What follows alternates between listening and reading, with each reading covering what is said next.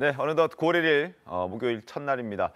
시간 참 느린 것 같다가도 또 한편으로는 빠르다는 생각도 드는데 정치권도 느린 듯 또 빠르게 흘러가고 있습니다. 어제는 국민의힘 권성동 원내대표와 민주당 이재명 대표가 상견례를 가졌습니다. 같은 대학 선후배인 탓에 두 사람의 만남에 관심이 쏠렸는데 분위기는 화기애애했지만 또 날선 뼈있는 말들도 상당히 많이 오고 갔습니다. 그 모습부터 보겠습니다.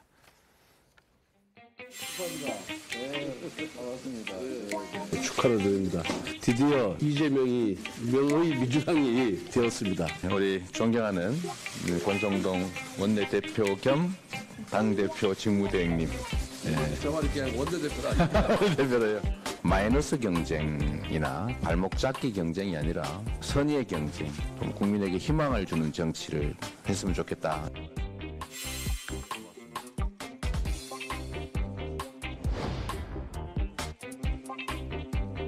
일주택자 종부세 완화하겠다고 우리 대표께서 후보 시절에 이렇게 공약을 하셨는데 관심을 갖고 한번 좀 들여다봐 주셨으면 하는. 우리 서민들용 영구 임대주택 예산을 5조 6천억이나 삭감해버렸다는데 그렇게 하면 그분들 어디 갈 데가 없잖아요. 근데 큰 예산 들지도 않는 지역화폐 예산, 지원 예산을 전액 삭감했다는데 특히 노인 일자리나 청년 일자리 예산을 삭감하는 건 지나친 것 같고 재정 운영 철학이 다르기 때문에 일어난 일이다 이렇게 생각을 하고요. 서민의 눈물을 닦아주는 게 정치라면서요. 자, 보통 상견례라고 하면 다소 좀 편안한 분위기 그리고 가벼운 대화들이 좀 오고 가고 비공개 자리에서 다른 얘기를 할지언정 겉으로는 좀 조용하고 좀 조심스럽게 얘기가 흘러가기 마련인데 어제는 조금 서로 민감한 얘기를 좀 했습니다. 세금 문제, 특히 예산이 지난 그제 또 발표가 되지 않았습니까? 네, 저 영상 보니까 상견례가 아니고 무슨 토론 프로 나오셔가지고 하시는 것 같았어요. 일단 두 분이 진지한 얘기도 섞었습니다. 네. 제가 볼 때 예를 들어서 이 종부세 같은 경우는 네. 이재명 대표의 대답이 별로 큰 기대하지 마시라. 근데 분명히 대선 때 종부세 관련해서 감면 공약을 냈기 때문에 네. 그때 얘기는 또 뭔가 이런 이제 의문이 들고 지역화폐 얘기도 하셨습니다. 다른 얘기도 하셨지만 예산안 관련해서. 근데 지역화폐 관련한 그 효과성에 대해서는 그 연구 분석 결과가 이재명 대표가 주장하듯이 그렇게 큰 효과가 없었다. 네. 그런 것도 있는데 이제 그걸 또 면전에서 권성동 원내대표한테 공격하는 모습을 보니까 앞으로 여야 관계가 참 어렵겠구나 이런 생각 들어요. 어제 그 박성준 의원 같이 계셨잖아요. 그 정도는 아니 저는 같이 가지 않았어요. 원래 이제 이재명 대표님 이제 대변인이니까 제가 같이 수행을 했어야 되는데 네. 제가 또 무슨 행사가 좀 있어서 참석을 못했는데 네. 저 정도는 분위기 좋은 거죠. 서로 인사하고 주요 현안에 대한 얘기를 했고 이제 국민을 위한 정치하겠다라고 얘기하는 거고 일단은 상견례를 했으니까요. 덕담 오고 갔겠지만 중요한 현안에 대한 얘기를 좀 한 것 같은데 네. 그래도 이제 예산안과 관련해서 나오고 또 종부세는 이런 것 같아요. 이제 대통령 이제 후보 시절과 이제 당 대표가 됐으면 이제 네. 정책 현안들이 있지 않습니까? 그 말이 이제 바로 얘기가 되면은 확정적 언어가 되잖아요. 그러니까 지금 실제 원내대표와 또 원내 수석끼리 지금 종부세와 관련된 내용은 협의를 하고 있거든요. 거기에 대해서는 좀 말을 자제할 필요가 있었는데 자제했던 것 같고요. 또 이제 국가 예산안과 관련해서는 의견을 좀 얘기할 수가 있는 것이죠. 가장 중요한 것이 지금 얘기한 것처럼 서민의 눈물을 닦아줘야 되는데 윤석열 정부의 예산을 봤더니 서민의 눈물을 흘리게 하는 예산이다. 이건 분명하게 야당의 대표로서 여당의 지적할 수 있는 그런 것이죠. 예. 알겠습니다. 분위기는 저는 좋다고 봅니다. 알겠습니다. 그리고 비공개 자리에서 더 두 사람의 분위기는 좀 더 좋아졌다고 합니다. 서로 대학교 선후배 사이다 보니까 이러저러한 얘기들이 오고 갔다고 하는데 대변인들의 얘기를 통해서 비공개 때 어떤 얘기들이 나왔는지 한번 들어보겠습니다. 약간 신경전이라는 느낌도 좀 있었는데 그 비공개에서는 그렇지 않았고요. 사실은 두 분이 좀 중앙대 2년 선후배 사이입니다. 그리고 중앙대 법대 특대 장학생 공이하셨던 분이라 옛날 학교 다닐 때 고시 공부했던 것 이런 얘기들 하면서 그냥 편안하게 사담 나누면서 진행이 됐고요. 권성동 원내대표님 사모님께서 미팅도 주선을 하셨다라는 비하인드 스토리를 얘기하면서 우리 이재명 당대표님께서 안부를 전했습니다. 과거부터 잘 알고 있었던 그런 관계였다. 덕담을 좀 나눴었습니다. 김수민 평론가님 어제 두 사람의 만남 어떻게 보셨습니까? 네, 뭐 비공개 이후에 뭐 과거 인연까지 나왔다고 하고 많은 네. 사람들이 아마 몰랐을 겁니다. 근데 마침 찾아보면 그렇죠, 이제 뭐 소개팅, 미팅 이런 그렇죠. 얘기들은. 같은 대학 동창인데다가 뭐 미팅까지 시켜줬다 그러면 굉장히 가까웠던 사이였겠고 정계 입문하고 난 이후에 또 서로를 어떻게 생각했을지 이런 것들도 좀 궁금증이 생겼습니다. 근데 이제 어떻게 보면은 이재명 의원 입장에서는 그 뭐 여당에 대해서 투쟁도 하겠지만 민생도 챙기겠다 투트랙을 민주당에서 공언을 했잖아요. 네. 그렇다면은 상대방으로서 권성동 원내대표가 오히려 굉장히 좋은 파트너일 수도 있습니다. 그러니까 본인과의 인연도 있고 그리고 아예 대통령하고 가까웠던 관계이기 때문에 더 책임지고 협상을 할 수 있지 않겠는가 이런 생각을 할 수도 있는데 근데 오히려 이재명 대표 입장에서는 좀 안타깝게도 권성동 원내대표의 거취가 불투명하기 때문에 이 파트너로서 계속 관계를 유지할 수 있을지 그 부분에 대해서 아마 이 대표도 조금 안타깝다고 생각했을 수도 있다. 예, 그렇게 봅니다. 알겠습니다. 어찌됐든 이재명 대표 당대표 취임 이후에 바쁘게 하루하루를 보내고 있습니다. 윤석열 대통령과 통화도 했고 또 어제는 보시는 것처럼 여당 지도부도 만나면서 바쁜 나날들을 보내고 있는데 이재명 대표를 둘러싼 검찰 수사 소식도 연일 좀 전해지고 있습니다. 그러면서 긴장감도 높이고 있는데 특히 어제는 검찰이 대장동 개발 판박이라는 그런 의혹을 받고 있는 위례 개발 사업에 관련해서 강제 수사를 착수했다는 그런 소식까지 전해졌습니다. 먼저 위례 개발과 관련해서 이재명 대표에게 제기됐던 과거 비판의 목소리부터 한번 확인해 보겠습니다. 판교 대장동 개발 이전인 2013년 성남 위례 신도시 개발 사업이 대장동 개발 사업의 축소판이라는 의혹이 제기되었습니다. 이재명 후보가 대장동 개발 사업의 실무자라고 지칭했던 유동규 씨 그리고 남모 변호사, 정모 회계사 등이 관련된 정황도 드러났다고 합니다. 가장 큰 공통부모는 이 두 사업 모두 그 당시 성남시장이 이재명 후보라고 하는 사실입니다. 당시 원내대표였던 김기현 의원의 지적대로 위례 개발 사업은 대장동 의혹의 핵심 인물인 유동규, 김만배, 남욱 모두가 개입돼 있는 데다가 대장동 개발 사업과 또 거의 같은 구조로 진행됐다고 합니다. 또 하나 사업이 추진될 당시에 성남시장이 또 이재명 대표였다는 점에서도 2015년 대장동의 모의고사였다라는 평가도 나오고 있습니다. 그리고 어제 이동규, 김만배, 남욱 씨가 수감되어 있는 서울구치소에까지 검찰이 압수수색을 진행했는데 윤희석 대변인님, 구치소 압수수색에서 도대체 뭘 가져 나올 수 있는 겁니까? 저도 그게 좀 의문이에요. 제가 구치소를 안 가봐서 구치소에 수감된 분들이 도대체 뭘 가지고 그 수감돼 있는가.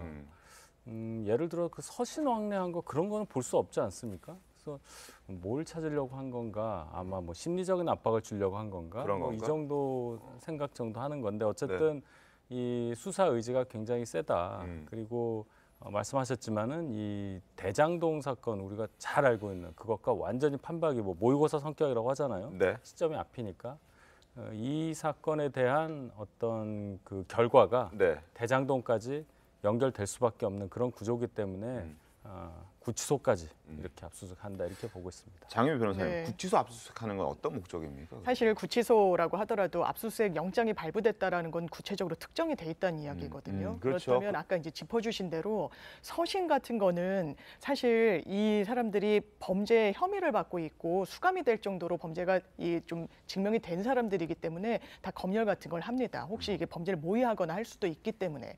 그래서 이게 문제가 될 소지가 있다라고 하면은 정말 서신왕래를 했을 수도 있고요. 왜냐하면 의사소통을 할 수 있는 게 이 어떤 민간인과는 그런 식의 방식으로밖에 의사소통을 못 나누거든요. 변호인과의 접견은 또 누군가 입회하고 하는 것이 다 위헌으로 판결을 받았지만 이게 아무래도 수형자라는 특수성을 좀 고려를 해야 됩니다. 그렇기 때문에 아마 이 구치소 현장에 대한 압수수색 영장도 발부된 게 아닌가 이렇게 생각합니다. 그러니까 뭐 민간과의 어떤 교류가 있었을 것이고 그것을 확보하기 위한 어떤 그 강제 수사였다라고 보시면 될 것 같다라고 이제 얘기를 해주셨는데 어찌됐든 검찰의 분위기가 그렇게 썩 좋지는 않은 것 같습니다. 심상치 않은 것 같은데 대장동 의혹을 원점에서 다시 들여다보겠다라고 이제 검찰은 공언한 상태이기 때문에 대장동 축소판이라고 불리는 이 위례 개발 사업에 강제 수사를 착수했다는 건 어찌됐든 김수민 평론가님 이재명 대표를 좀 겨냥한 것 아니냐는 얘기도 많이 나오고 있지 않습니까? 네, 일단 위례 사업을 통해서 대장동 일당들이 그 전에 어떤 파트너십을 맺었는지 이 부분을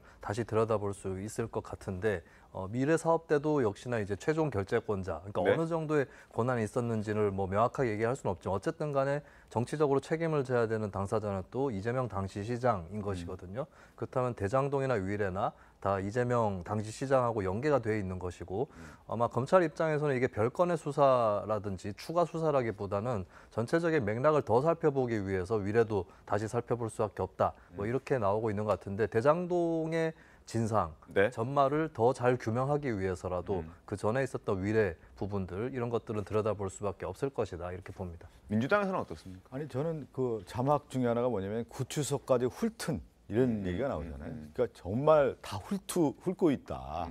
이렇게 벌고 있을 것 같고 전방위적으로 이제 수사를 하고 있는데 이렇게 좀 한번 볼 수가 있을 것 같아요. 위례 개발까지 이제 왔다라는 건 뭐냐면 우리가 대통령 선거 과정에서 가장 이슈가 됐던 게 대장동 아닙니까? 네. 대장동에 돈을 받았던 인물들에 대한 것들이 다 드러났잖아요. 곽상도 전 의원이라든가 그리고 박영수 특검과 관련된 의혹과 거기에 대한 실체적 진실들이 드러났단 말이에요.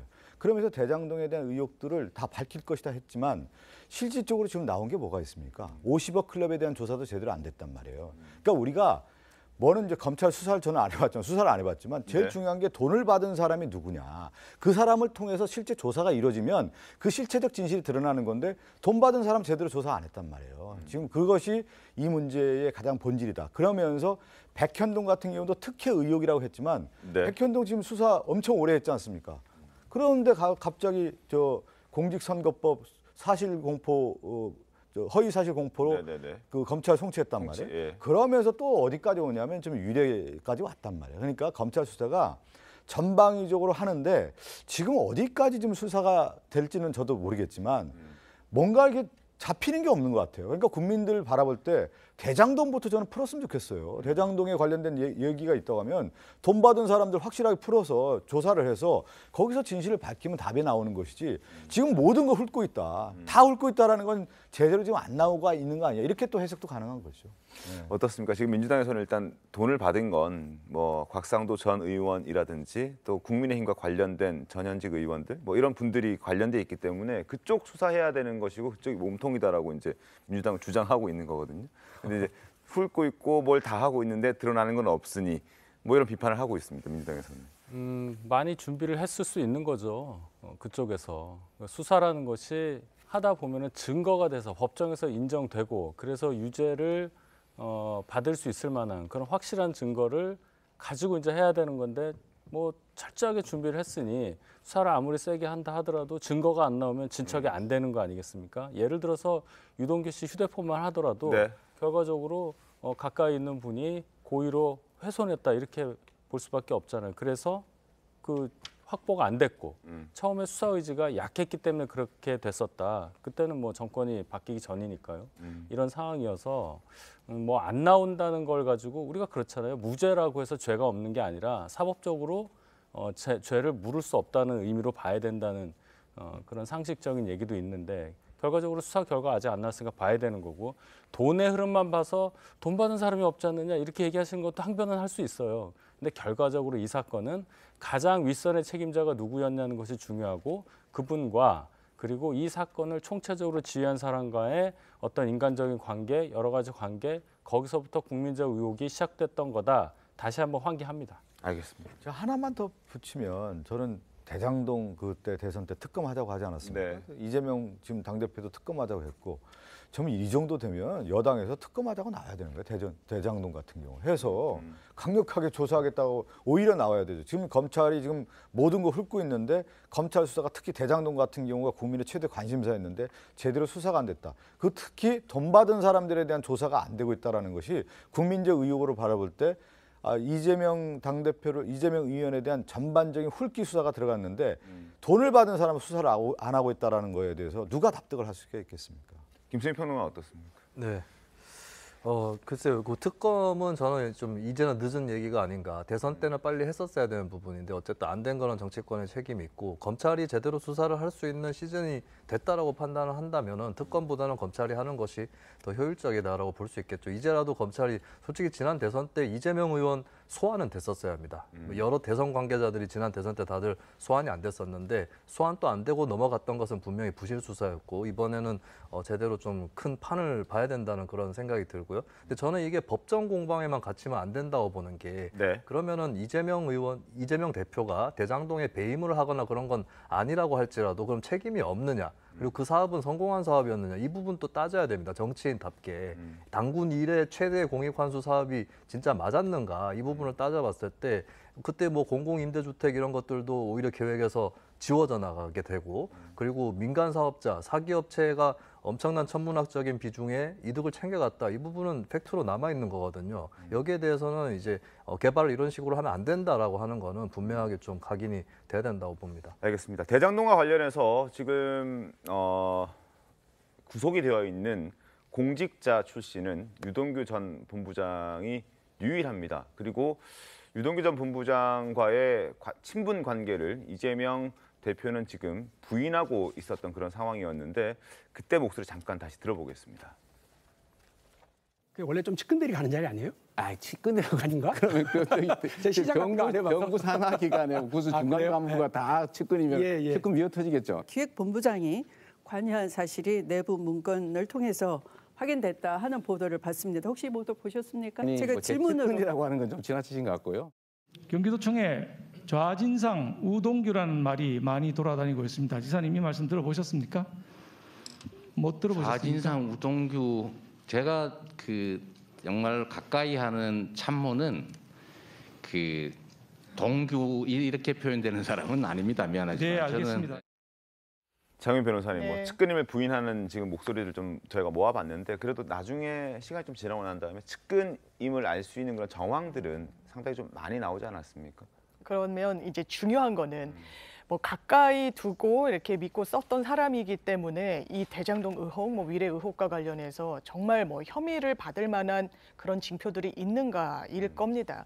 그런데 이런 대규모 부동산 사업을 하는 데는 여러 가지 개발 형식이 있을 수 있고 특히나 이 민간 업자에게 전체 이익이 돌아가지 않도록 성남도시개발공사가 키를 쥐고 했던 부분이 있습니다. 네. 그 당시에 국민의힘의 전신이 시의회에서는 100% 민간으로 해야 된다라고 했어요. 그게 관철됐으면 모든 이익이 다 민간으로 흘러 들어갔을 겁니다. 그 천문학적인.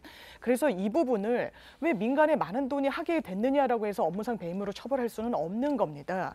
뭔가 이런 부분에 대해서 국민들이 공분하고 계시고 분노하고 계시니까 어떤 도시 개발법을 정비한달지 이런 방법으로 이걸 정비해 나가는 게 방법이지 수사로 이게 지금 잘 드러나 있는 상황은 아니다. 그래서 대장동과 관련해서도 사실 주춤한 측면이 있는데 다시 위례로 해서 아래로부터 위로 훑는 수사를 한다. 약간 정치적으로 좀 판단받을 수 있는 여지가 있는 것 같습니다. 아니에요. 그건 초점을 잘못 얘기하시는 겁니다. 그런 식으로 말씀하시면 다 오해를 하시죠. 민간으로 많이 넘어가서 그걸 가지고 얘기한다는 것보다는 그 민간이 왜 해필이면 김만배, 유동규, 남욱 이렇게 우리가 전혀 모르는 사람들 이름 외울 정도로 왜 요 소수에 집중되어 있었고 그 모의고사 형식이라고 할 수 있는 위례 도시 개발에도 똑같이 이 이름들이 등장하잖아요. 요 소수의 몇몇에게 집중된 이익, 이 배분 이것이 문제다. 이 사람들은 다 이재명 현 민주당 대표와 직간접적으로 연결되어 있다고 보는 게 맞잖아요. 여기서 시작된 의혹이지 민간 개발이냐 아니냐는 그렇게 핵심적인 얘기가 아니라고 봅니다. 이 사람들이 민간이니까 그걸로 간 거죠. 근데 그렇게 얘기하면 안 되는 게 이제 대장동과 관련해서 그 처음에 돈이 어떻게 들어왔느냐. 김만배의 인물이 거기에서 가장 핵심 인물 아니겠습니까? 김만배는 누구랑 가까웠냐면 전 박영수 특검하고 가까웠고 박영수 또 특검은 지금 현 대통령 윤석열 대통령과 상당히 지인이었다라고 하는 의혹들이 계속 제기가 됐었던 겁니다. 그러니까 이 사건의 가장 큰 본질은 대장동에 대한 수사부터 돼야 되는 건데 이게 제대로 되지 않은 상태에서 가장 돈을 받고 주고받았던 사람들에 대한 조사가 지금 안 되고 있단 말이에요. 그런데 백현동 넘어가고 위례 또 넘어가고 지금 전방위적인 수사를 하고 있다는 거죠. 본질이 어딨냐? 여기에서 좀 놓친 거 아닌가 싶은 생각이 들어요. 알겠습니다. 검찰 수사 상황을 저희가 좀 지켜보도록 하겠습니다. 어찌됐든 검찰이 대장동과 관련된 그리고 백현동 그리고 위례 신도시 개발 사업까지 전방위적으로 들여다보고 있기 때문에 조만간 결과가 좀 나오기를 기대를 좀 해보겠습니다. 그리고 이재명 대표와 관련해서 또 하나 당혹스러운 일이 또 있는데 7급 공무원 출신의 배모 씨 영장이 기각됐다는 소식 저희 전해드렸는데요. 경찰이 사건을 검찰로 넘기면서 김혜경 씨와 이 배모 씨를 공범으로 적시를 했습니다. 관련해서 신문 보겠습니다. 자, 조선일보 보시죠. 김혜경 법카 의혹, 배 씨와 공범 판단, 경찰이 검찰로 송치를 했다라고 나와 있습니다. 사실 이재명 대표는 그 직원의 어떤 잘못된 판단이었다. 직원이 단독으로 한 행위였다라고 김혜경 씨와의 연관성은 선을 긋고 있는 그런 상황인데 경찰이 봤을 때는 김혜경 씨도 알고 있었고 어느 정도 공모를 했고 그리고 묵인했고 방조했다라고 판단을 하는 것 같습니다. 그렇기 때문에 경찰이 검찰에게 송치를 할 때 공동 정범이다라고 적시를 해서 이제 더 수사를 해달라라고 검찰에게 사건을 넘긴 건데, 자, 지난번 김혜경 씨가 경찰 조사 때 출석했던 모습, 그리고 배 씨가 영장 실질 심사를 앞두고 출석하고 또 귀가했을 때 모습을 다시 한번 보겠습니다. 경찰 조사에서 혐의 인정하셨습니까? 집으로 배달된 음식은 어떻게 됐습니까? 집에서 배달된 안내 어디야? 가족이 먹은 겁니까?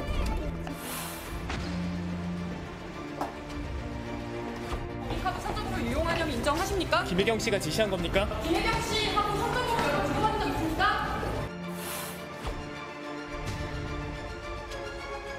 저기 법인카드 사적 유용 금액 모두 부인하시는 거예요? 영장 기각됐는데 신병한 말씀만 부탁드리겠습니다. 김혜경 씨 지시 없었습니까? 법인카드 사적 유용 금액 모두 부인하셨어요?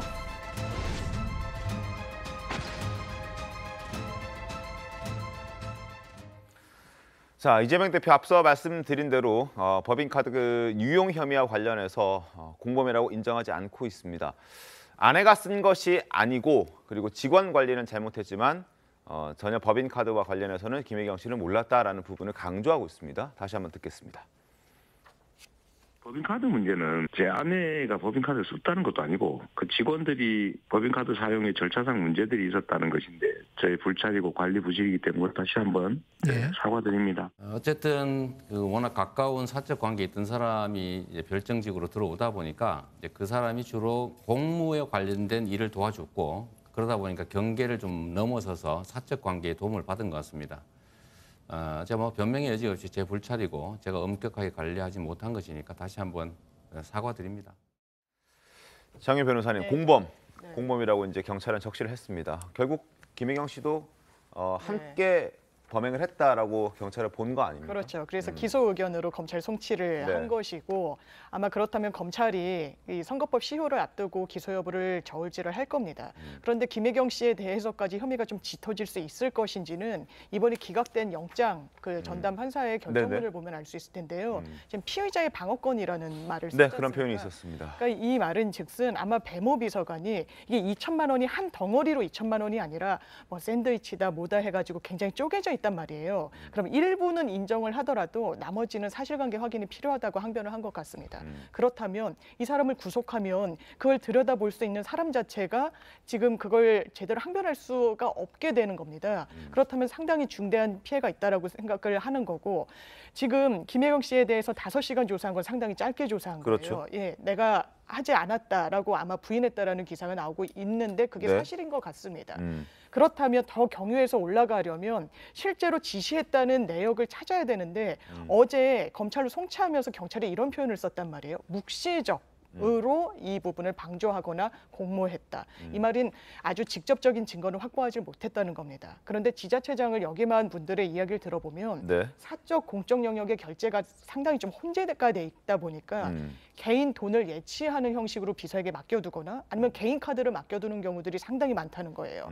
그렇다면 김혜경 씨로서는 내가 이 부분은 맡겨두고 개인이 결제해야 되는 내역은 개인 내 돈으로 결제하도록 위임을 했는데 그게 제대로 이루어지지 않은 것 같다라고 만약에 항변했을 수 그렇다면 있습니다. 맡겨뒀다. 우리 개인 카드를 네. 맡겨뒀다라는 해명이 네네. 진작에 나왔었어야 되는 거 아닙니까? 그래서 아마 지금 수사 과정이라서 되게 큰 틀에서만 지금 항변을 하고 있는 것 같습니다. 불찰이었다. 사적 인연으로 이 도움을 받은 거에 대해서 정치적인 도의적인 책임을 지겠다 수순인데 굉장히 기자회견을 할 때도 구체적인 사실관계에 대해서 언급하는 게 또 이게 수사 과정에서 어떻게 작용할지에 대한 어떤 평가도 있지 않았나라고 저 개인적으로 생각해 봅니다. 김수민 평론가님, 지금 장윤 변호사 말씀해 주신 거 보면 어쨌든 개인 카드나 이런 거를 예치하거나 맡겨뒀기 때문에 김혜경 씨는 그 카드를 사용한 줄 알았다. 법인 카드가 사용됐는지 몰랐다라고 얘기를 해 주시고 계시지 않습니까? 그게 맞다면 이재명 대표 스타일로 봤을 때는 진작에 여기에 대해서 구체적으로 좀 해명을 했을 것 같은데 그러지 않고 조금 두루뭉술하고 큰 틀에서만 해명하는 걸 보면 그러지 않았다라고 저희가 생각할 수도 있지 않겠습니까? 네, 일단은 뭐 상식적으로 그렇게 또 추정을 해볼 수 있을 것 같습니다. 그렇다면은 그렇다고 얘기하지 않았을까라고 할 수 있는 부분이 있고, 그다음에 이제 실수라든지 혼동에 의한 것이다라고 하는 것을 수사 당국에서는 믿지 않는 것 같습니다. 그러니까 그게 규모가 작으면 간헐적으로 있었던 일이라면은 그럴 수도 있는데 워낙 이제 수사 당국에서 밝힌 것만 해도 2천만 원 정도 규모이기 때문에 그것을 그렇게까지 결제하는 동안에 김혜경 씨가 몰랐을 수가 없다라고 하는 것이고요. 그리고 또 상식적으로 지자체에서 그 단체장의 배우자를 수행하는 그런 직책의 공무원은 없거든요. 네. 근데 그런 공무원이 결제도 해주고 수행도 해주고 뒷바라지를 해주고 있는데 이것을 몰랐을 리가 있는 것인가. 그리고 배아무개 씨는 성남시청 시절부터 이재명 당시 시장의 측근으로 있었던 사람입니다. 그 이전으로 거슬러 올라가면 변호사 사무실도 그렇습니다. 그렇기 때문에 그런 관계들을 감안했을 때 이것을 몰랐다고 얘기할 수 있는가라는 부분이 분명히 있는 거고요. 나아가서 이건 사실 이재명 당시 시장이 책임을 져야 될 문제입니다. 인사권자는 이재명 시장이었던 것이고 배아무개 씨는 총무과 소속으로 되어 있었지만 총무과 소속 공무원이 하는 일을 하지 않았어요. 그리고 무슨 일을 했는지 아직까지도 정확하게 설명을 안 하고 있습니다. 중간에 나왔던 얘기가 외국인 의전 담당이었다는 얘기가 나왔는데 외국인 의전은 보통 투자통상과 같은 부서에서 하는 거고요. 그리고 대외협력 담당이었다는 말도 나왔는데 대외협력은 기획예산 담당하는 부서에서 하는 겁니다. 총무과에서 하는 일이 아니기 때문에. 근데 저는 이게 지금 부실 수사가 아닌가라는 생각이 들 수밖에 없는 것이 배모 씨를 수사하기 위해서는 배모 씨의 직속 상관들, 총무과장, 자치행정국장, 행정부지사 이 계통을 조사를 해야 되거든요. 했는지 안 했는지는 수사가 모두 공개되지는 않았기 때문에 제가 단정 지을 수는 없겠지만 지금 보니까 총무과 직원 2명 정도로 확대됐다는 보도가 나오고 있습니다. 이걸 봤을 때는 저는 경찰이 지금 이 계통에서 수사해야 될 사람들을 수사하지 않고 있다. 부실 수사 단계다. 저는 그렇게 판단합니다. 여기도 이제 전방위적으로 좀 훑고 있는 거죠. 이제 경찰이 이제 조사를 하고 있는 거고 지금 배 씨와 관련된 내용을 보면은 한 2천만 원 정도 나오는데 그게 아니라 지금 김혜경 여사와 관련된 내용을 보면 16건에 한 180만 원 정도 되는 걸로 알고 있습니다. 근데 이거를 가장 핵심이 이거예요. 법인카드로 구입한 사실을 알았느냐 몰랐느냐가 핵심 아니겠습니까? 알았다라고 해서 경찰은 지금 검찰로 송치한 거고 김혜경 여사는 몰랐다는 거 아니겠습니까? 몰랐다, 알지 못했다라고 하는 말씀을 하신 거고 또 하나 이 알았다, 몰랐다에 대한 내용을 누구를 통해서 확인할 수 있냐면 배 씨하고 그 수행 비서의 전화 통화 내용을 보면은 이 카드 결제하는 부분에 대해서는 김혜경 여사가 모르게 해라라고 하는 내용이 나온단 말이에요. 그렇기 때문에 이 관련성에 대한 가장 중요한 것이 관련성이고 그 공동정범이라는 것이 확인되기 위해서는 그 관련성이 입증돼야 되는데 경찰의 수사 내용을 보면 관련성이 입증되지 않고 있다라는 부분을 좀 지적하고 싶습니다. 알겠습니다. 구체적으로 직접적인 관련이 있는지 없는지는 수사를 통해 좀 더 밝혀져야 하지만 일단 적어도 2천만 원 규모 중에서 최소 직접적으로 관련이 있다라고 경찰이 판단한 것은 한 200만 원 정도는 16건에 한 180만 원 정도 되는 거죠. 그 정도는 되는 것으로 보도가 되고 있습니다. 그리고 실제 그 배 씨, 5급 공무원 출신의 배 씨와 또 그 7급 공무원 제보자인 A 씨와의 녹취록을 보면은 배 씨가 김혜경 씨의 물건을 구입하는 것에 대해서 어느 정도 지시가 있었음을 암시하는 목소리도 있습니다. 한번 들어보시죠. 간단하게 지금 6통 만들어놨고요. 맨 마지막에 남았던 걸 맨 앞으로 빼놨습니다. 드시라고. 블루베리는 안 한 거지? 네, 블루베리는 안 드셨네요. 분명히 얘기했지만 수트케이스랑 줄 때 샌드위치랑 사과랑 챙겨가. 나는 개인적으로 기생충이 있다고 생각해. 그렇다고 초밥을 쌓아주진 않을 거 아니야. 뭐 풀고 간 미스텍이야. 나한테 맨날 그랬어. 저걸 진짜 다 드시는 거냐. 자, 어쨌든 경찰 수사, 검찰 수사 결과를 좀 지켜봐야 되고 수사 결과에 따라서는 당시 인사권자였던 이재명 대표, 현 민주당 대표 역시 어느 정도 수사 선상에 함께 놓여 있을 수도 있을 것 같습니다. 그리고 지난 31일 이제 그 배 씨가 구속영장이 기각이 됐는데 그때 당시 굉장히 귀갓길에서 이례적인 모습이 또 포착이 됐습니다. 한번 보시죠. 영상 보면서 설명드리겠습니다. 자, 새벽 1시 정도 됐을 때 이제 영장이 기각된 배 씨가 나오는 모습인데 지금 취재진들의 둘러싸이기 전에 지금 포위를 하고 있는 사람들이 있는데 저 사람들이 배 씨의 지인이나 변호인단이 아니라 경찰들이었다는 겁니다.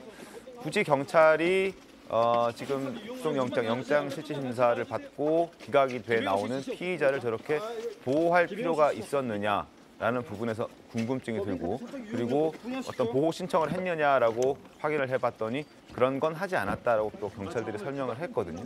그렇다면 왜 저런 일들이 벌어졌을까라는 생각이 좀 듭니다. 경찰에 대해서 저는 개인적으로 좀 불만이 많아요. 수사도 제대로 한 것 같지 않고 이제 검찰에다 공을 넘겼는데 지금 배 씨의 저 장면 같은 경우도 저런 경우가 있었나 싶어요. 뭐 조국 전 장관이라든지 뭐 이재용 부회장이라든지 이런 분들도 그냥 혼자 갔단 말이에요. 적어도 경찰이 저렇게 뭐 호위하듯이 이렇게 보호해주고 이런 모습은 보이지 않았고 피의자에 불과한 분인데 뭐 인권 보호 측면에서 생각할 수도 있겠지만은 적어도 이런 정도 혐의를 받는 분 국민적 관심이 이렇게 높은 가운데 취재를 전혀 못하게 뭐 물론 취재한다고 해서 답변은 안 하겠지만 저런 모습이 노출되는 건 좋은 게 아니고 제가 아까 그 카드 관련해서 좀 의문이 있는 게 김혜경 여사가 예를 들어서 본인 카드를 맡겼다고 쳤을 때 그거를 그럼 상계를 하라는 얘기잖아요. 그거는 배 씨가 개인 돈으로 만약에 샀을 경우에는 그렇게 하는 게 가능하다고 저는 봐요. 근데 법인 카드로 그 결제하는 거하고 개인 카드 맡긴 거하고 무슨 상관이 있는지 전 잘 이해가 안 갑니다. 그렇지 않습니까? 그러니까 제가 이 사건에서 정말 맡겼는지는 모르지만 주변에 여쭤보고 이거 국민의힘 측에 계신 분도 본인이 고위 관계자에게 들었더니 개인 카드를 맡기기도 한다더라. 그러면 이 결제는 개인 카드로 하는 거고 사적인 영역은 아니면 카드를 맡기는 게 좀 그러면은 먼저 결제를 하고 돈을 주거나 뭐 이런 형식으로도 많이 하신다고 하더라고요. 워낙에 혼재돼 있으니까. 그래서 그런 부분까지도 사실 염두에 두고 수사가 됐어야 되고 이런 걸 총 망라했을 때 저는 김혜경 씨로까지 이 수사가 겨냥해서 들어가긴 어려울 것이다. 그래서 묵시적이란 표현도 나오고 피의자 방어권이란 이야기도 영장에 나온 거다 생각이. 설명이 좀 되십니까? 아니 전 전혀 이해를 못하겠어요. 그 개인 카드 들어간 건 전혀 다른 얘기잖아요. 그렇죠. 내가 개인 카드를 줄 테니까 법인 카드 한 거는 상계라는 얘기인데 그래야 이 법인 카드로 결제한 부분에 대해서 죄가가 없어지는 거잖아요. 근데 말이 안 되잖아요.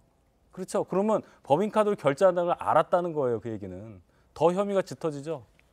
아니 그렇게 얘기하시면 안 되죠. 아니 먼저 그 얘기를 했기 때문에 개인 카드 얘기를 했기 때문에 경찰 수사의 내용에 대한 것들을 그 내용을 보고 얘기를 하셔야지 추정해서 얘기하면 안 될 것 같아요. 저는 사실관계에 대한 것을 정확하게 팩트를 체크하지 않은 상태에서 이럴 것이다라고 얘기하는 것은 경찰 수사 과정에 상당히 저는 문제가 있다고 봅니다. 그렇게 얘기를 먼저 하셨기 때문에 제가 의문을 제기한 거죠. 일단 뭐 장유미 변호사께서는 그럴 수도 있다.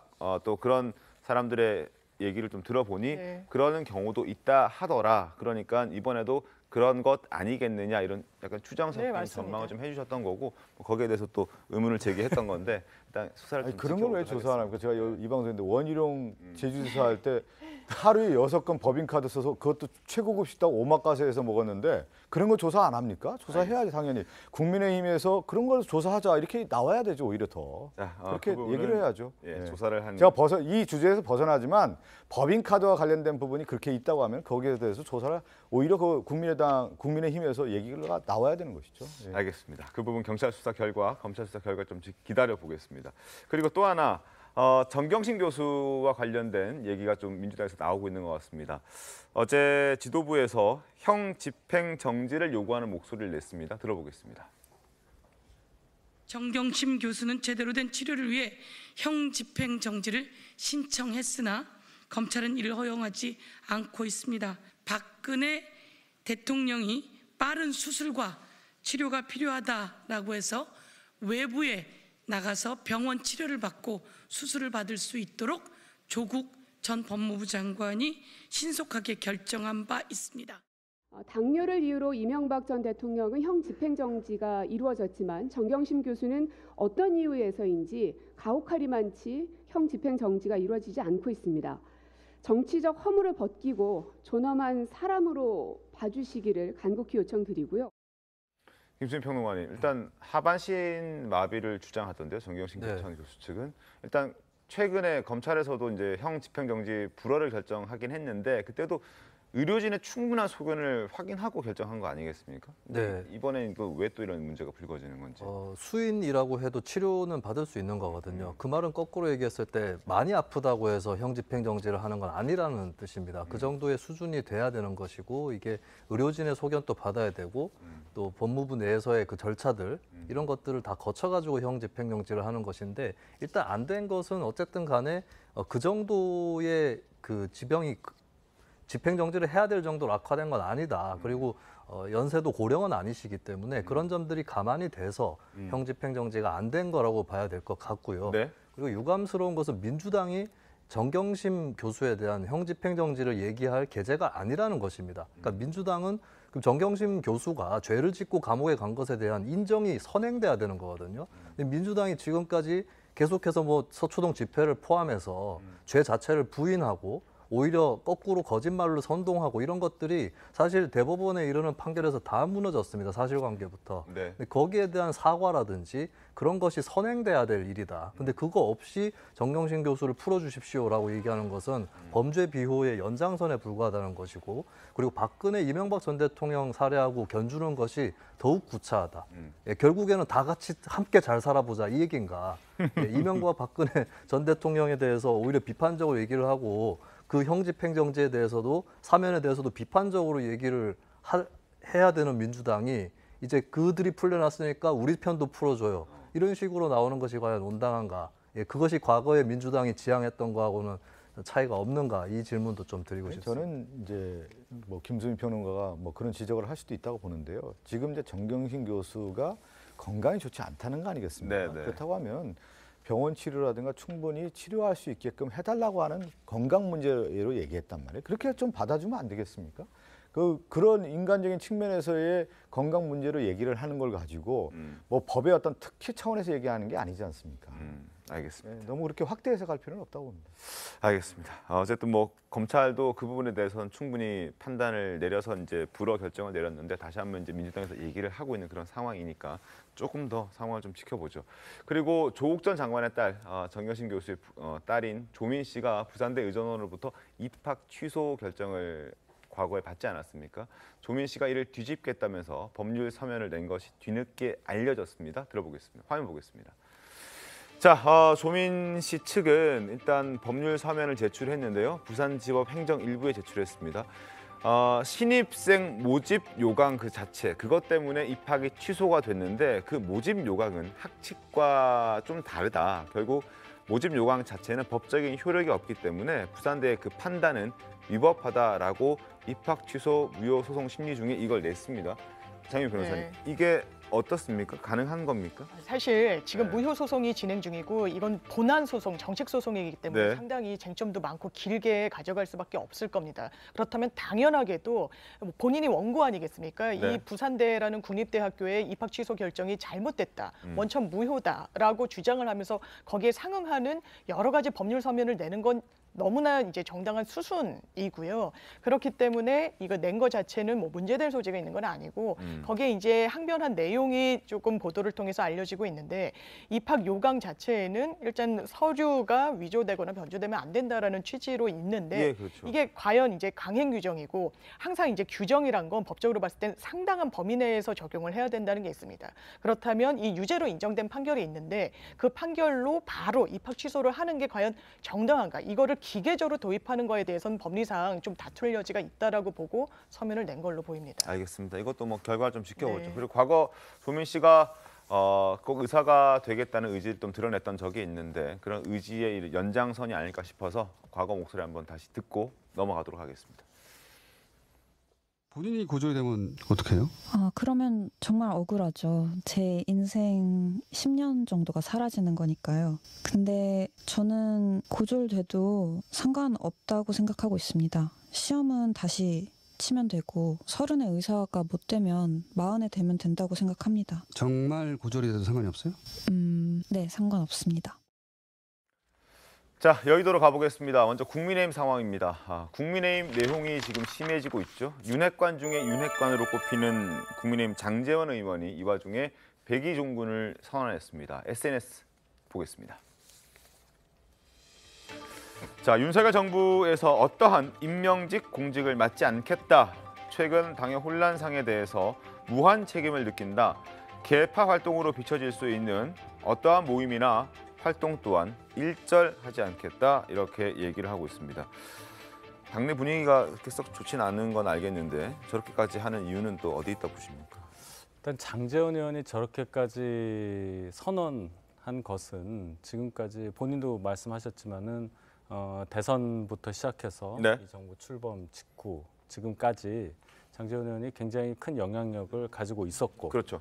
그래서 당선까지 성공을 했는데 그 이후에 석 달 넘게 이어지고 있는 이 지지율 추락과 국정의 어떤 혼란, 여기에 대한 어떤 본인의 뭐 직접적인 책임이든 간접적인 책임이든 이것을 인정한 거라고 봐야 되겠죠. 그리고 국민들 보시기에도 본인에게 씌워진 이런 여러 가지 소문들 이런 네. 것들이 결국은 정권 성공에 도움이 되지 않는다고 판단한 그런 결과라고 저는 생각합니다. 그래서 이것이 저는 잘하셨다고 봐요.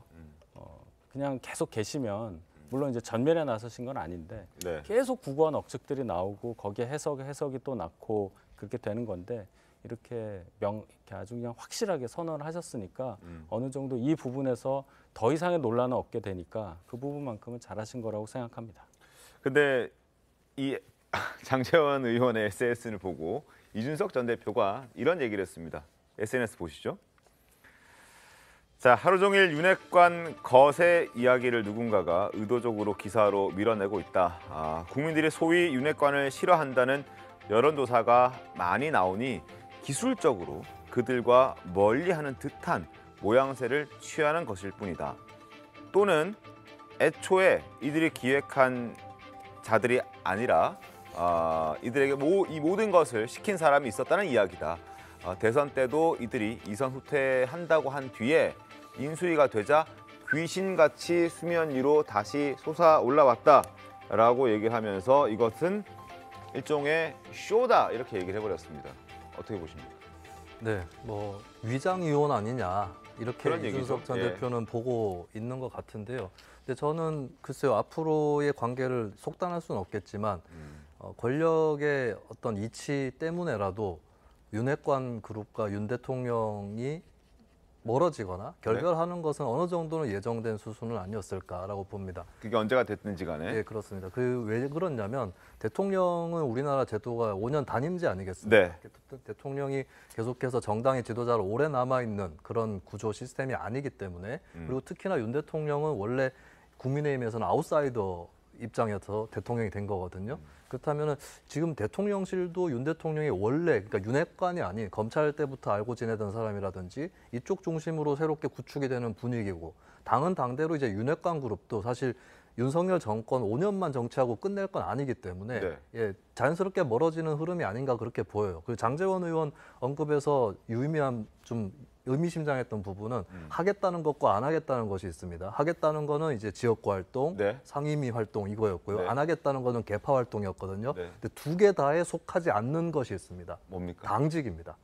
예, 정권에서 뭘 맡지는 않겠다고 했는데 당직에 대해서는 앞으로도 안 하겠다고 하진 않았거든요. 그럼 저는 자연스럽게 차기 당권이라든지 차기 대권을 놓고 장제원 의원이 새로운 밀어줄 만한 사람을 찾아 나설 것이다. 예, 그런 수순으로 가고 있는 게 아닌가 그렇게 보입니다. 저도 한 말씀 드릴까요? 보통 이제 권력의 공신들 있지 않습니까? 공신들이 어떤 역할들을 하냐면 권력의 초기에 이제 권력의 집중기를 한단 말이에요. 권력을 집중을 해서 권력을 안정기로 가야 되는 거예요. 그러면서 이제 권력의 폭주기도 있는 거거든요. 근데 윤석열 정부의 지금 그 큰 특징 중에 하나가 뭐냐면 이 공신 세력들이 중심을 잃고 있다라는 거예요. 그래서 뭐냐면 안정기로 가기 위해서는 이 사람들이 한 1, 2년 정도 국정 운영을 같이 가져와서 특히 당에서 뒷받침을 해줘야 되는 건데 그래야 이제 총선까지 갈 수가 있는 거예요. 그 총선의 결과에 따라 또 달라질 수가 있는 건데 이 안에 있는 핵심 세력들이 지금 와해까지 온 거예요. 그러니까 권력의 집중기와 더불어서 권력 투쟁기가 빨리 온 거예요. 권력 투쟁기가 오다 보니까 권력의 해체기까지 오는 거란 말이에요, 이 사람들이. 그래서 지금은 잠정적으로 정치 전선에서 퇴보하는 모습을 보여야만 이분들도 정치적인 생명이 있을 수 있다. 다음을 볼 수 있다라고 하는 포석이 있는 거예요. 지금은 윤석열 정부에 대한 국민의 질타와 지지율이 낮다 보니까 그리고 국민의힘의 내부의 핵심이 뭐냐면 결국 이준석과 윤핵관이란 말이에요. 그러면 그 당사자이기 때문에 이 당사자들이 전면에 지금 나설 수가 없다. 명분이 없다라는 거예요. 그래서 일단은 퇴보를 하는 거예요. 퇴보를 해서 적정한 시점에는 저는 나온다고 봅니다. 그리고 가장 결정적인 것은 뭐냐면 윤석열 대통령을 뒷받침할 수 있는 정치 세력, 핵심이 있어야 되는 거거든요. 근데 윤석열 대통령이 정치권에 있었지 않았기 때문에 이 뒷받침할 수 있는 우리가 얘기하는 파트너십이 없단 말이에요. 정치의 파트너십이. 이게 파트너십이 없는 상태에서 무너지면 윤석열 대통령이 누가 어떻게 끌고 갈 수 있겠습니까? 특히 그것도 정치에 있어서의 가장 중요한 정당이란 말이에요. 정당의 핵심 세력이 뒷받침해주지 않았을 때 그 정권은 상당히 힘듭니다. 그래서 모든 정당의 역사, 정치권의 역사를 보면 정당의 힘을 받지 못했을 때 권력의 와해기가 오는 거예요. 그래서 지금은 이것이 상당히 복잡하게 와 있는데 윤핵관은 지금 잠정적으로 뒤에 물러날 수밖에 없다. 그리고 장제원도 물러나는 거고 제가 볼 때 수순으로 권성동 원내대표도 물러날 수밖에 없는 형국이다. 그러니까 새로운 체제가 형성이 될 텐데 거기에 이후에 권력 투쟁은 또 다른 양상으로 갈 가능성이 크다. 이렇게 뭐 권성동 원내대표도 이제 비대위가 출범하고 나면 곧장 본인도 스스로 거취를 결정한다고 얘기를 했으니까 물러나는 것은 뭐 예고를 한 상태니까 좀 지켜보면 알 수 있을 것 같고. 제가 한 말씀만 보면 이번 정부의 가장 특징은 권력의 집중과 투쟁기와 해체기가 지금 같이 오고 있다는 거예요. 초기에. 이게 가장 큰 특징이에요. 한국 정치사에서요. 알겠습니다. 그리고 윤석열 대통령도 뭐 한 언론 보도를 보면 그런 얘기를 했습니다. 일제는 좀 윤핵관들이 자기 정치를 하는 것 같아서 약간의 선을 좀 그어야겠다라는 얘기를 했다라고 지금 한 보도를 통하면 확인이 가능한데 어찌됐든 그동안에 뭐 불편한 심기를 좀 드러냈던 그런 목소리도 있었고 원론적인 얘기했던 그런 목소리들이 있는데 윤석열 대통령이 갖고 있는 어떤 당무에 관한 인식 한번 목소리로 확인해 보겠습니다. 여당 지도부 공백 상황이랑요. 또 여기에 대해서 대통령님께서 일정 부분 역할을 해주셔야 한다는 목소리도 나오고 있는데 저는 우리 당의 그 의원과 또 우리 당원들이 중지를 모아서 내린 결론이면 그 결론을 존중하는 것이 맞다고 생각하고요. 치열한 토론을 통해서 잘 낼 수 있을 거라고 믿습니다. 걱정은 많이 하고 계시지만 특별한 말씀을 주시지는 않았고요. 당에 뭐 이렇게 저렇게 해라 이런 이야기는 하시는 성격도 아니고 해서 전적으로 결과를 기다리고 있는 중이다라고 보시면 될 것 같습니다. 대통령실에서도 어떤 분위기가 있기 때문에 윤핵관들도 저런 메시지들을 내지 않았을까라는 생각을 할 수밖에 없는데 어떻습니까 실제로? 일단은 대통령실의 인적 개편 관련해서 여의도 상황과 연계를 시키잖아요.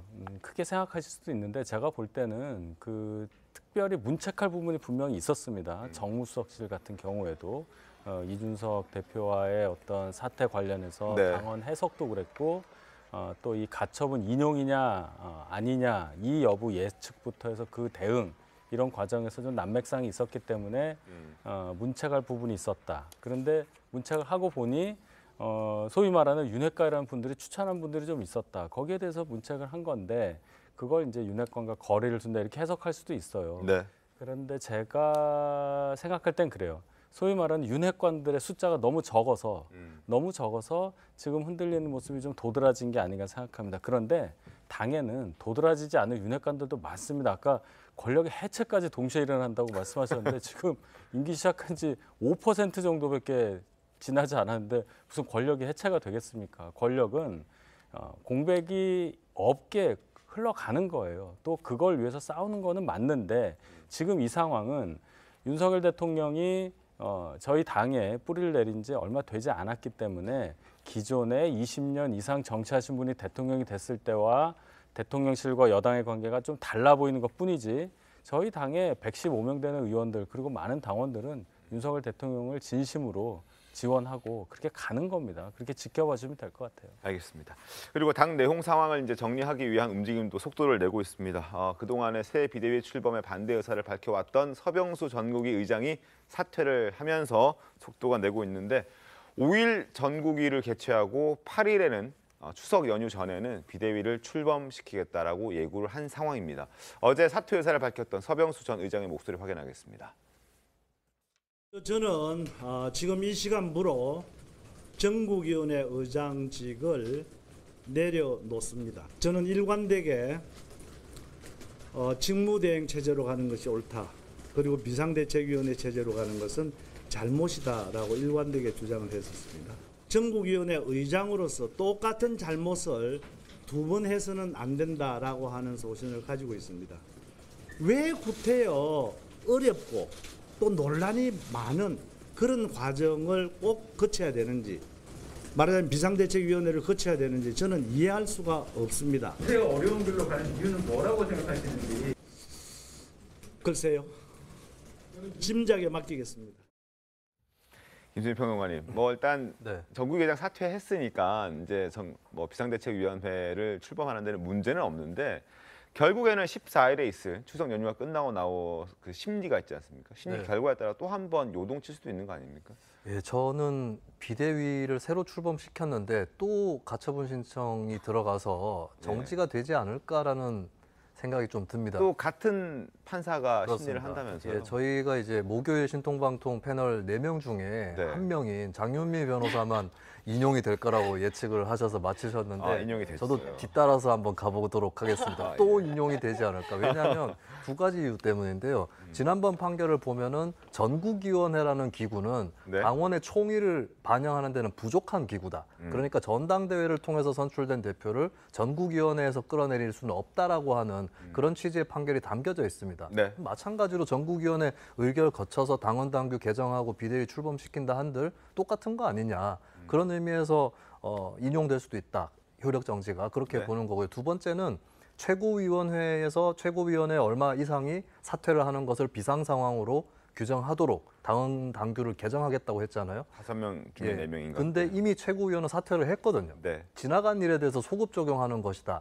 라는 그런 해석이 또 법조계에서 만만치 않게 있기 때문에 저는 비대위 출범이라는 길을 택한 것은 굉장히 좀 불안한 행로인 것이다. 라고 보고 저는 국민의힘이 전공법으로 가야 된다. 이준석 대표를 축출하고 싶다면 당원 소환 제도를 쓰는 게 맞다고 보고요.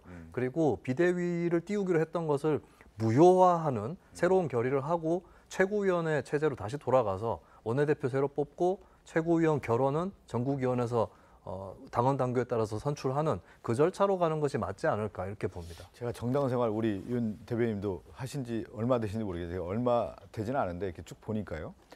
당이 망하는 길은 어디로 가냐면 당원 당규 따지고 규정 따질 때 망해요. 법적인 조항 가지고 따지고. 정당은 뭐냐면 정책 결정을 하고 판단하고 추진하는 거예요. 중요한 순간에 지도부가 이게 잘못됐다. 그랬을 경우에 사퇴를 하거나 새로운 뭐를 만들거나 이렇게 결단을 해야 되는 건데 거기에서 가처분 신청, 무슨 직무대행의 법적인 조항, 뭐하다 이렇게 가버리면 노선 투쟁이 있고 거기에 따라 규정에 따른 해석이 다르단 말이에요. 그래서 정치적으로 그냥 함정에 빠지는 겁니다. 저는 국민의힘이 법률가가 너무 많아서 이런 문제가 있다고 봐요. 왜 이렇게 법적으로 갑니까? 다 모든 걸. 아니, 제가 정당 생활 한 15년 정도 했는데요. 당원 당규 따지고 한 거는 뭐 양당 같지 않나요? 아니, 제 얘기가 지금 경험을 얘기해요. 당원 당규 조항을 막 따지기 시작하다 보면 굉장히 복잡해 나요. 그쪽 그 가장 따졌잖아요. 중요한 80조. 것은 정치적 결정을 하는 지도부가 그 부분에 대해서 결단을 해줘야 되는 거예요. 이런 위기 시에는. 그런데 지금 국민의힘이 그런 결단이 없기 때문에 계속해서 지금 함정에 빠지고 있다는 제가 30초만 하겠습니다. 아까 말씀하신 그 부분, 왜 최고위원 체제로 갈 수 없느냐는 부분은 저희가 비상대책위원회 설치를 하면 최고위가 해산이 되기 때문에 그런 거고, 그거를 법원 지금 결정에 의하면 이게 비상 상황이 아닌 거니까 원인 무효다라고 보실 수도 있는데, 이게 가처분이지 본안이 아니에요. 본안 판결이 나와서 만약 그렇게 됐다면 당연히 최고위원 체제로 다시 가야 되겠죠. 근데 본안이 내려온 게 아니라 주호영 비상대책위원장에 대한 향후의 직무집행만 정지되는 결정만 나왔기 때문에 그렇게 갈 수도 없는 겁니다. 그런 상황이 있다는 거를 설명드립니다. 알겠습니다. 뭐 그때 주호영 비대위원장만 임명이 된 상태였기 때문에 다른 비대위원들에게는 직무정지 가처분을 신청하진 않았는데 이번에는 다 신청을 했죠. 결과를 좀 기다려 보겠습니다. 그리고 과연 똑같이 결과가 나왔을 때도 어떤 일이 벌어질지 한번 또 지켜보도록 하겠습니다.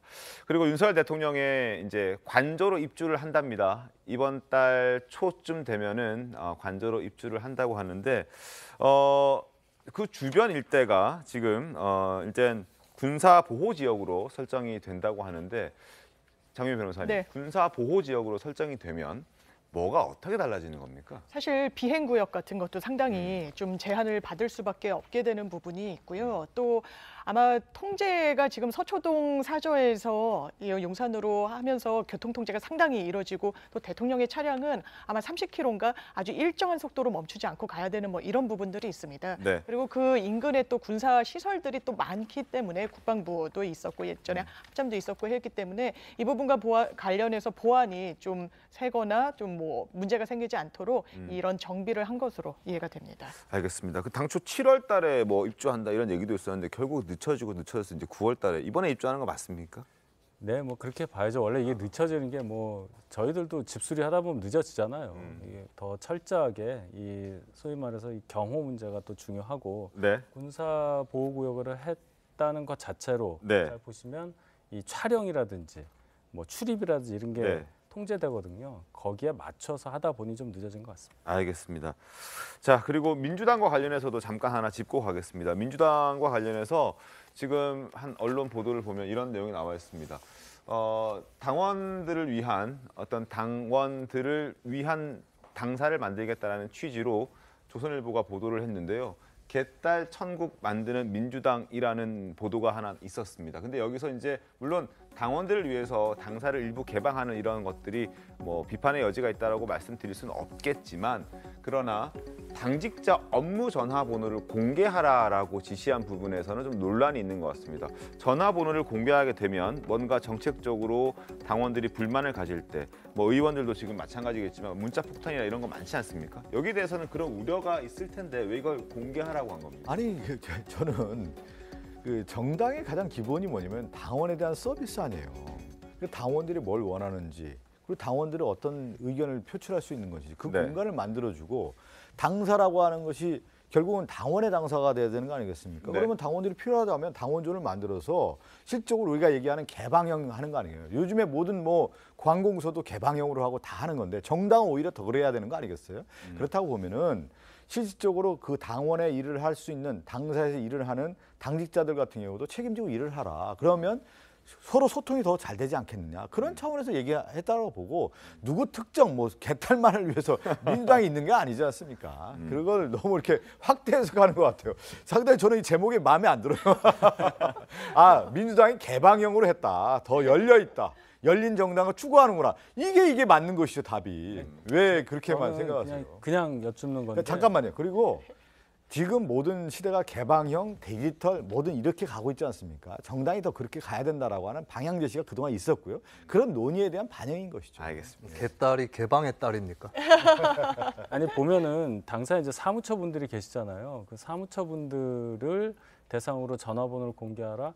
글쎄요, 학교로 치면은 교무실을 개방하라는 얘기인데 거기에 선생님들 계시지만 직원분들이 계시잖아요. 행정 업무 하시는 분. 아니 제가 이 얘기 뭐냐면 걱정이 돼서 그래요. 보면은 보통 그 부서들 학교도 다 공개돼 있지 않습니까? 그런 차원에서 그런 의미를 담고 있는 것이지 무슨 뭐 개인의 전화를 해서 그 사람에게 무슨 항의하도록 열어줬다 이런 뜻이 아니라잖아요. 알겠습니다. 일단 그 중앙당이라든지 어떤 그 당무를 맡고 있는 당직자들이 일을 하는 그 사무실의 전화번호는 이미 다 공개가 되어 있는 그럼요, 상황인데 예. 굳이 또 핸드폰 번호까지 공개하라고 해서 혹시나 또 우려의 목소리들이 있어서 저희가 잠깐 소개를 좀 해드렸습니다. 자, 그리고 지금부터는 사건 사고 소식으로 이어가도록 하겠습니다. 첫 번째 이야기는 부산 지역에서 여러분 영화 친구 잘 아시죠? 친구의 또 모티브가 됐던 그 조직폭력원들이 있는데 그들이 무더기로 붙잡혔다는 소식이 전해졌습니다. 심지어 도심에서 패싸움을 벌이는가 하면 또 자동차 추격전도 벌이고 일반 시민들에게까지 폭행을 일삼았다고 하는데 자, 영화 친구의 모티브가 됐던 그들의 다툼을 영상으로 한번 준비를 해봤습니다.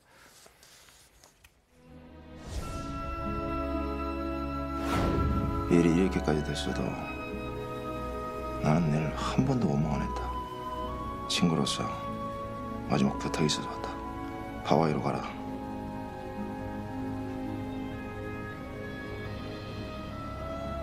네가 가라. 하와이.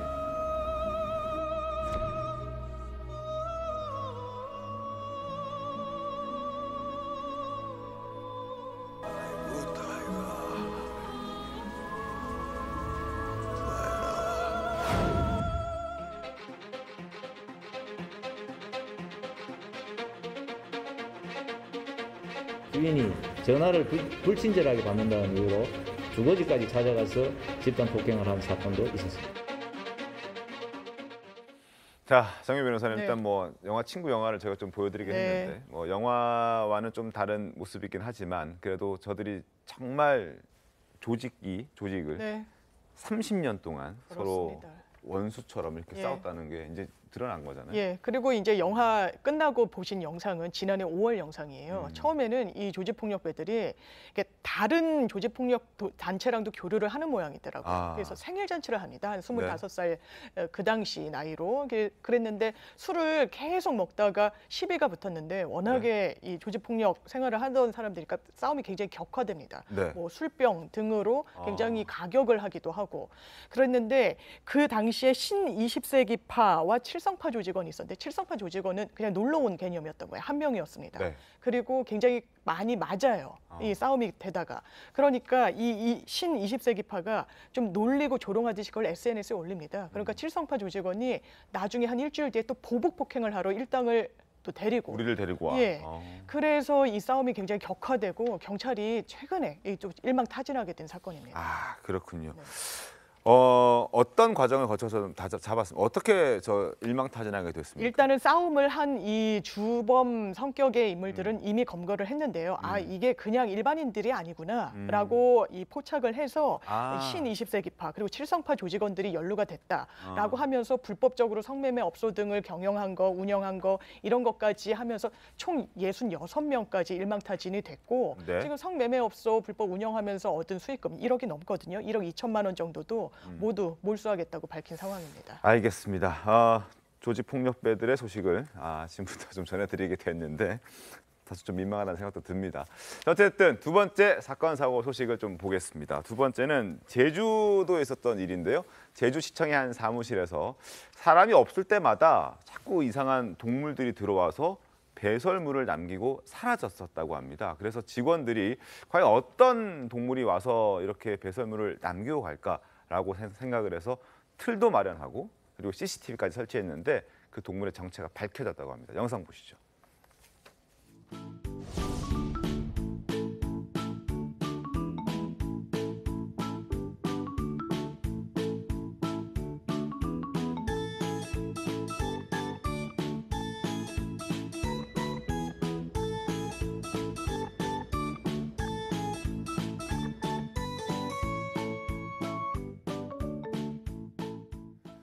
족제비입니다. 족제비. 장윤 변호사님. 네. 귀여워 보이긴 하는데 네. 뭐 어떻게 저기로 오게 됐고. 이게 시청에 왜 이렇게 들락날락하게 됐는지는 아직 파악이 안 됐다고는 하더라고요. 근데 시청 직원분들도 뭔가 배설물이 남아있고 이거 동물인 것 같은데 이거 들고양이구나라고 해서 원래는 고양이 기피제 같은 걸 막 뿌려놓고요. 포획 틀도 마련했는데 알고 봤더니 이렇게 좀 앙증맞은 족제비였던 겁니다. 근데 족제비가 사실 귀여워 보이긴 해도 네. 사나운 동물 아닙니까? 굉장히 사납죠. 그래서 이 여기가 제주도였거든요. 제주도 동물보호협회에서도 이 족제비를 보면 미리 잡으려고 하지 말고 연락을 해라. 왜냐하면 굉장히 속도가 빠르고요. 네. 사람이 잡으려고 시도를 하면 공격을 또 해온다고 합니다. 그래서 귀여운 외모에는 속지 말아라. 이렇게 예, 조언하고 있습니다. 알겠습니다. 자, 족제비가 제주시청에 드나들었다는 소식까지 전해드렸습니다. 잠시 뒤에 돌아오겠습니다. 오늘 준비한 신통방통 여기까지입니다. 내일도 신통하게 돌아오겠습니다. 고맙습니다.